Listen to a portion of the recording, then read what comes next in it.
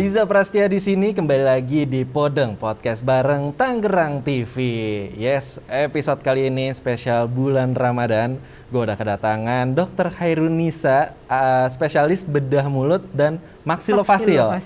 Yes, halo dokter. Hai. Apa kabar? Baik, alhamdulillah. Nih hari ini kita bakal ngebahas kesehatan mulut saat bulan puasa ya dok ya. Iya. Karena ini kan mungkin sebagian banyak orang bukan menghiraukan ya, tidak terlalu memikirkan kesehatan mulut di bulan puasa, karena memikirnya kan kayak gimana caranya puasa hari ini nggak capek, gimana caranya puasa hari ini sahurnya enak, bukannya enak, tapi menghiraukan dan melupakan kesehatan mulut. Iya. Nah, dokter, emang seberapa penting dok kesehatan mulut itu, kita menjaga kesehatan mulut khususnya di bulan Ramadan? Iya. Sudah tahu belum kalau mulut itu pintu sehat tubuh kita secara keseluruhan? Nah, jadi semua apa informasi, makanan, niat awalnya dari mulut. Oh iya benar. Betul. Jadi penting sekali. Nah, untuk itu kebersihan juga jadi utama kan. Jadi kebersihan itu sangat perlu karena waktu kita berpuasa itu sudah terjadi penurunan ludah. Oke. Ya. Jadi mulut tuh jadi lebih kering. Nah, saat lebih kering, bakteri yang lain naik. Kan di mulut itu banyak bakteri. Iya betul. Ya kan, bakteri lain naik. Nah, salah satu munculnya bau khas orang berpuasa karena bakteri itu yang naik. Jadi kalau misalnya saat puasa kita ngerasa kayak, duh kok mulut gue bau ya, mulut gue. Itu karena bakterinya sedang naik. Lagi meningkat. Gitu. Jadi penting bagi kita, banyak itu tips and triknya. Gimana biar kita tetap terkondisikan, tetap fresh. Walaupun kita berpuasa. Apalagi dengan kondisi pakai masker. Iya benar. Baunya pingsan sendiri. Aduh. ini aja sih, ini kok rada bau api ya. Tapi enggak dong. Ini cuma bercanda. Iya. Aslinya mah wangi kalau menurut saya mah dok, wangi banget. Soalnya tadi saya habis itu dok, makan. Enggak. Bercanda. Oke, kita lanjut lagi dok ke topik nih. Nah, tadi kan dokter bilang ada banyak tips and triknya biar mulut fresh nih selama bulan Ramadan. Itu apa aja dok? Ya, jadi kan waktu mulut kita itu kandungan ludahnya rendah, itu asamnya ningkat. Oke. Nah, kadar asam yang ningkat itu menimbulkan akhirnya menjadi bau mulut yang kalau di dalam dunia medis itu dikenal dengan halitosis. Oke, halitosis. Nah, penting bagi kita untuk memilih makanan yang tepat pada waktu bersahur. Oke. Gitu. Jadi sarannya tuh apa aja tuh dong? Makanan-makanannya cukup menghindari yang semua grup bawang-bawangan. Bawang-bawangan tuh kalau bisa dihindari ketika sahur ya. Ini kita ngomongin sahur dulu. Mau bawang merah, bawang putih, bawang bombay, bawang daun gitu ya. Itu kita hindari lebih sedikit lah. Nah, setelah ataupun kalau udah terlanjur dimasak, ya paling enggak kita menutupnya dengan lebih banyak kadar air putihnya. Kayaknya kalau lebih banyak kadar air putih itu wajib banget. Nah, masalahnya di bulan puasa beberapa dari teman-teman ini jadi nggak bijak.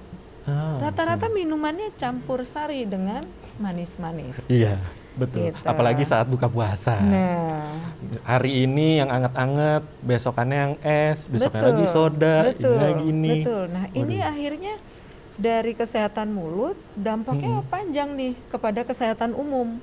Nah, jadi udah makannya kurang, makanannya banyak yang manis-manis, bergeraknya kurang, nggak tahu mau olahraga yang tepat di mana. Iya betul. Iya kan? Jadi dampak dari gigi udah kayak kita main bowling. Pasti ada yang jatuh salah satu dalam kesehatan itu. Jadi benar-benar yang tadi dokter bilang itu ya, dokter Irun bilang kalau misalnya gigi itu adalah pintu dari segalanya. Kadang-kadang kita nggak bijak di situnya. Nah, sudah waktu awalnya sudah terlalu banyak, saat kita mau makan main foodnya itu malah jadi lebih sedikit. Oh, nah, itu ketika buka puasa tuh biasanya tuh.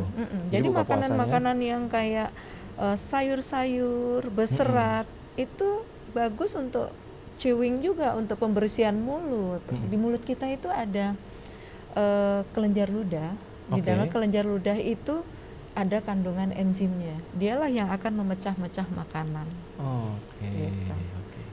Nah, berarti kalau misalnya tadi dokter mengatakan ini sahur kita kalau bisa menghindari bawang ya. Kalau bisa menghindari bawang. Kalaupun sudah tidak masalah, yang penting konsumsi air putih yang banyak. Nah, kalau buka puasa sendiri, Dok, itu harus bagaimana tuh? Apakah ada yang harus dihindari juga atau dikurangi? Manis-manisnya itulah yang dikurangin. Manis-manis. Dan yang menjadi suatu hal lagi di dalam budaya kita yang kurang tepat, terkadang baru buka karena merasa bau, gosok gigi kan? Gitu ya. Sebenarnya gosok gigi itu sama seperti kejadian-kejadian kita di selama bulan sebelum puasa, ya. Cukup 2 kali. Dalam 1 hari itu cukup 2 kali. Jadi kalau kita berpuasa, pada saat kita mau tidur setelah kita berbuka, udah kita gosok gigi, udah nggak boleh makan lagi, itu kita sikat gigi. Kemudian pada saat selesai sahur, saat kita berhenti, gitu. Masalahnya kadang-kadang udah sikat gigi, masih ada kurma, belum azan, ambil lagi. Sama itu aja yang jadi bohong. nyelip. Iya, malah jadi nyelip. Jadi nyelip. Sama aja bohong. Tapi kalau misalnya nyelip-nyelip gitu, bagusnya gimana tuh, Dok? Pakai tangan atau pakai tusukkan gigi atau pakai lidah? Kan biasanya ada tuh kayak dimainin lidahnya gitu kan. Jadi bonus makan siang ya.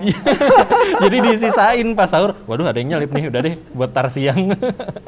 Itu gimana sih, Dok, kalau yang benernya tuh? Yang bener itu ya kita ini lagi ya. Jadi salah satu hal pembersihan cara sikat giginya itu dulu yang kita perlu perhatikan. Jadi waktu sikat gigi itu semua permukaan harus. Itu benar-benar harus ini ya. Gigi kita itu permukaannya ada yang ke depan, ada yang di belakang. Di belakang itu artinya dekat dengan lidah. Kalau di atas dekat dengan langit-langit. Kemudian di celah antara gigi dengan gigi. Nah, jadi sikat giginya semua permukaan harus dapat. Jangan terburu-buru, pakai sikat yang bulu sikat yang halus. Ya. Nah, waktu kita menyikat gigi itu nggak usah keras-keras. Jadi berulang aja 7 kali, katanya 7 kali aja udah cukup. 1, 2, 3, makanya kita ngajarin ke anak-anak 7 kali.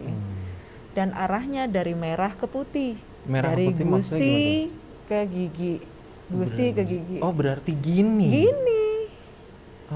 Nah, buka mulutnya, di dekat lidah pun begitu, dari merah ke putih. Tuh sob ya. Cara sikat gigi yang baik dan benar tuh begini. Begitu. Temen saya ada, Dok. Begini. Ini sampai busanya keluar mana-mana. Itu kan biasanya ada tuh yang kayak gitu tuh. Betul. Tadi lepeh, dia sikat lagi. Nah, ada paket tuh di dalam sikat gigi. Setelah sikat gigi, budaya juga yang belum banyak dilakukan di Indonesia, di rakyat kita ya. Setelah sikat gigi, sikat lidahnya. Aku enggak. Karena apa? Karena kalau kita lagi puasa gini, asam lambung kan naik, kadar asam jadi tinggi.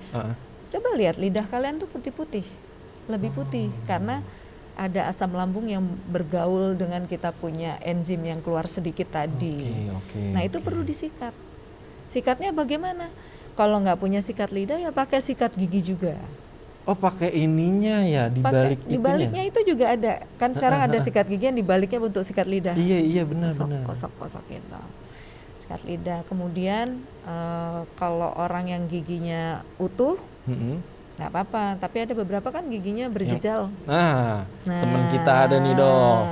Salah satu pegawai di Tangerang TV, Kru Tangerang TV ada kan? Berjaraknya 1,5. 1,5. Kayak lagi nulis skripsi.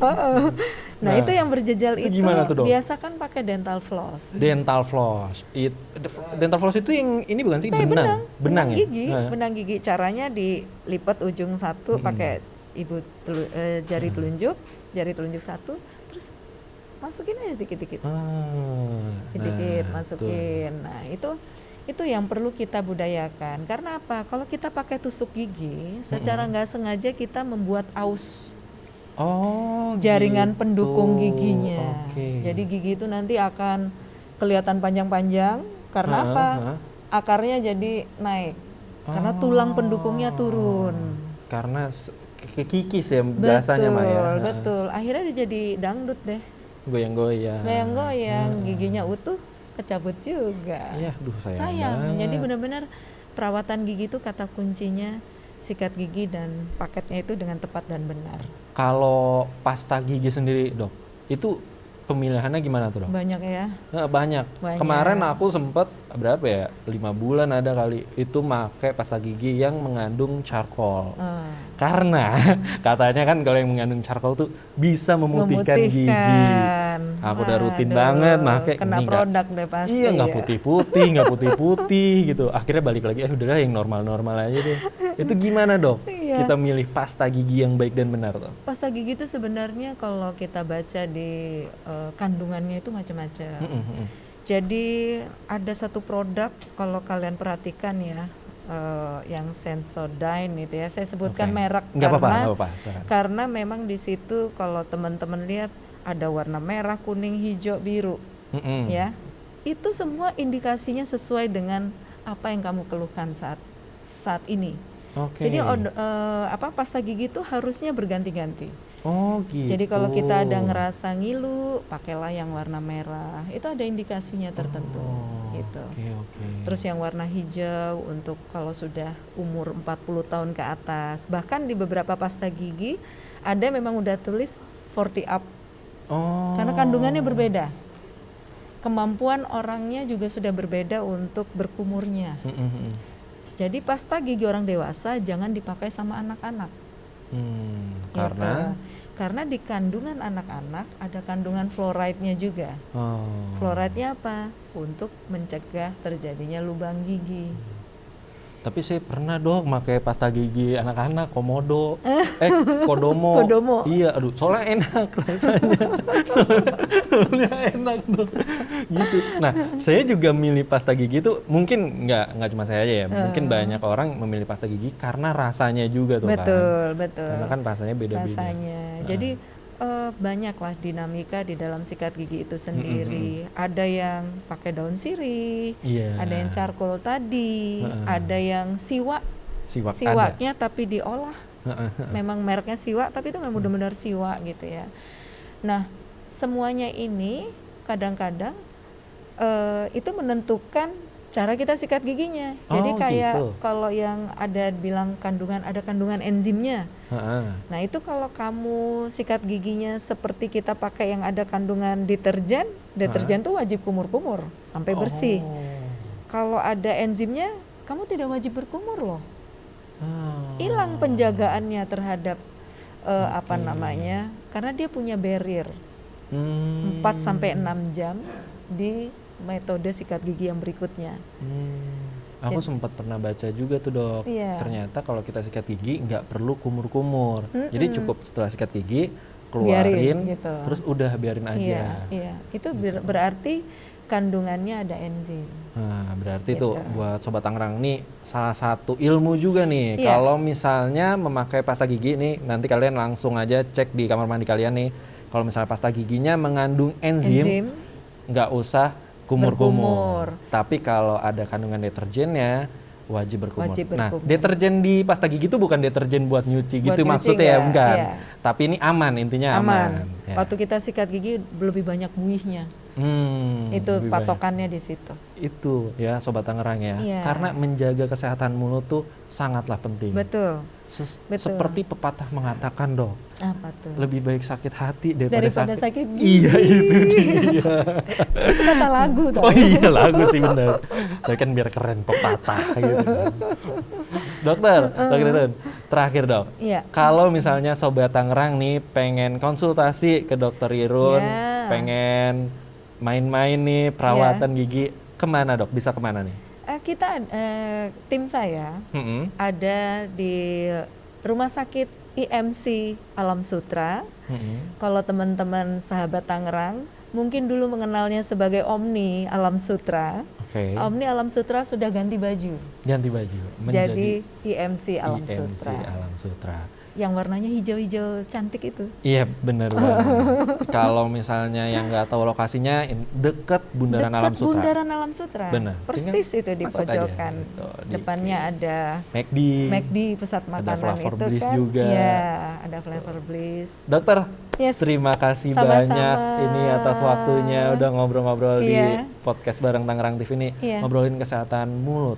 Betul. Ini topik yang sangat unik ketika kita bahas di bulan puasa. Karena jarang ada yang bahas kesehatan mulut di bulan puasa. Betul. Makasih Suka banyak. terabaikan. Iya benar. Karena gigi kecil bisa menimbulkan penyakit yang lebih besar. Nah, tuh dia. Gigi kecil, gimana Dok dari? Gigi kecil Gigi kecil bisa menyebabkan bisa penyakit yang lebih menyebabkan besar. penyakit yang lebih besar. Buat Sobat Tangerang tuh ya, jaga kesehatan mulut selama bulan Ramadan dan di luar bulan Ramadan juga tetap harus dijaga. Tetap harus dijaga. Jangan sampai lupa ya. Iya. Terima kasih banyak buat Sobat Tangerang yang udah nonton episode kali ini. Jangan lupa saksikan terus Podeng setiap hari Kamis jam 7:30 malam. Gua Riza Prastia pamit. Dan saya Dr. Gigi Hairunisa, spesialis bedah mulut dan maksilofasial.